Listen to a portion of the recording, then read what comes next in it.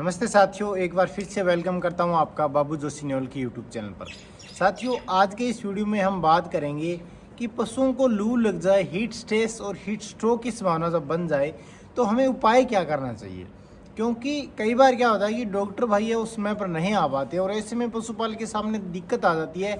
जैसे ही पशु लगता है पशुपालक को कि उसको लू लग गई है, गर्मी लग गई है, तो फिर क्या करना चाहिए पशुपालक को।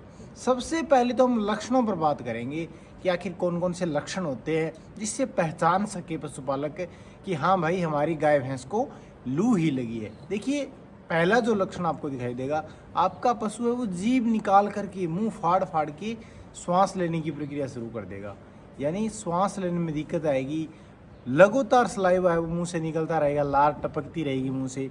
इसके साथ साथ कई बार पशु पीछे से लंगड़ाना शुरू कर देता है। जैसे चलाते हैं पशु को तो पीछे से वो लंगड़ापन आपको दिखाई देगा। इसके साथ साथ खाना पीना बिल्कुल मना कर देता है, आंखों में पानी भी दिखाई देने लगता है। इसके अलावा जो पेट है वो आपको, जो श्वास है वो तेज़ी से लेता हुआ आपको नज़र आता है। तो पेट भी इस प्रकार से करता रहता है पशु का। तो ये सारे सिम्टम आप देखेंगे और साथ ही साथ आप थोड़ा सा गौर करेंगे कि हमने हमारे पशु को पिछले दिनों क्या खिलाया पिलाया था, या फिर क्या धूप में हमारा पशु रहा है, या कोई और वजह हीमोग्लोबिन की कमी के कारण, या किस प्रकार से पशु को स्ट्रोक है वो हीट का हुआ है। तो इस प्रकार से हम सबसे पहले तो लक्षणों के आधार पर तय करेंगे कि हमारे पशु को हीट स्ट्रोक ही है। उसके बाद जैसे हमें पता चले, हमें तुरंत हमारे पशु को छांवदार स्थान पर लेकर के आना है। अगर वह कहीं पर भी है, लू की चपेट में आ रहा है फिलहाल, या दूसरे स्थान पर है, तो हमें छांवदार स्थान पर लेकर के आना है और कूलर की व्यवस्था करनी है या फिर पंखों की व्यवस्था करनी है। प्रॉपर रूप से उस स्थान पर रखना है जहाँ पर प्रॉपर छाँव हो। और इसके साथ साथ 2 नंबर का जो हमें काम करना है वो ये करना है कि हमें पशु को पानी से नहलाना है। नहलाना भी प्रॉपर लगातार 30 मिनट तक, आधे घंटे तक लगातार नहलाना है और वो पानी सप्लाई बाहर होता रहे, ऐसी व्यवस्था में करनी है। जैसे 30 मिनट तक हमने नहलाया पशु को थोड़ी शांति मिली, उसको श्वास लेने में थोड़ी प्रॉब्लम कम हुई, तो उसके बाद हमें उसके शरीर पर बर्फ़ का लेप है वो, यानी बर्फ़ रगड़ना है। कहाँ से कहाँ तक, सिर से लेकर के और पूंछ तक हमें बर्फ़ का सेक करना है अच्छे से। ये बहुत ज़रूरी है। उसके बाद फिर वापस से नहलाना है, थोड़ा जो टाइम है वो निकाल करके नहलाते रहना है। और तीसरा जो हमें काम करना है, थोड़ी बहुत अगर पशु कुछ पी रहा है तो हमें छाछ पिलाना है। छाछ में हमें साधारण नमक डालना है लगभग 30 ग्राम, और सेंधा नमक है वो डालना है लगभग 40 ग्राम। ये 17 ग्राम नमक हमें छाछ में मिला करके बोतल की सहायता से पशु को पिला देना है। पिलाने के बाद जब थोड़ा पशु आराम फील करे, उसे आपने नहलाया लगातार आधे घंटे 1 घंटे से, और थोड़ा सा पशु आपको लग रहा है कि रिलीफ महसूस कर रहा है, और जो बर्फ़ की सेक है वो सिर से लेकर पूंछ तक जो आप कर रहे हो ना, क्योंकि यहाँ से वो पशु का जो अंदरूनी जो गर्मी है पशु की, वो कंट्रोल होने में मदद मिलेगी। ये ध्यान रखें आप। तो छाछ पिला दें आप पशु को, इससे भी पशु थोड़ा सा रिलीफ करेगा। इसके अलावा जो बेलपत्र आते हैं, गर्मियों का जो फल होता है बेलपत्र, सुना होगा आपने। 2 बेलपत्र लेकर के आए आप, मार्केट में आपको आराम से मिल जाएंगे।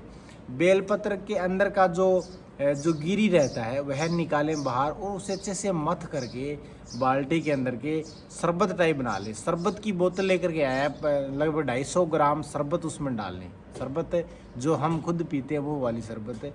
बेलपत्र के उस पानी के अंदर अच्छे से मथ के उसमें चीनी वगैरह डाल के, यानी एकदम मस्त बनाना उसको, मीठा और बिल्कुल जो हम पीते हैं उसी प्रकार की ठंडाई तैयार करनी है हमें बेलपत्र की सहायता से, 2 बेलपत्रों को।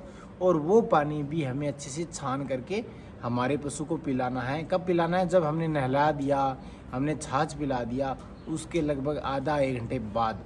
और ये काम हमें रेगुलर रखना है 2-3 दिनों तक, यानी बेलपत्र हमें 3 दिनों तक लगातार पिलाना है, छाछ भी हमें लगातार पिलाना है। और खाना अगर खाना शुरू कर दे पशु तो उसको बिल्कुल भी धूप में नहीं खिलाए, एकदम ठंड होने पर। जब आपको लगे कि मौसम में एकदम अभी ठंड है, यानी शाम का समय है, या फिर सुबह जल्दी, यानी सुबह और शाम का जो समय है उसमें हमें ये ध्यान रखना है कि गर्मी बिल्कुल भी नहीं हो, वातावरण में एकदम ठंडक हो, तब हमें हमारे पशु को थोड़ा बहुत है वो जो फीड वगैरह खा रहा है पशु वो खिलाना है। हरा चारा भी हमें इस समय हमारे पशु को खिलाना है, लेकिन हरे चारे में सावधानी रखें।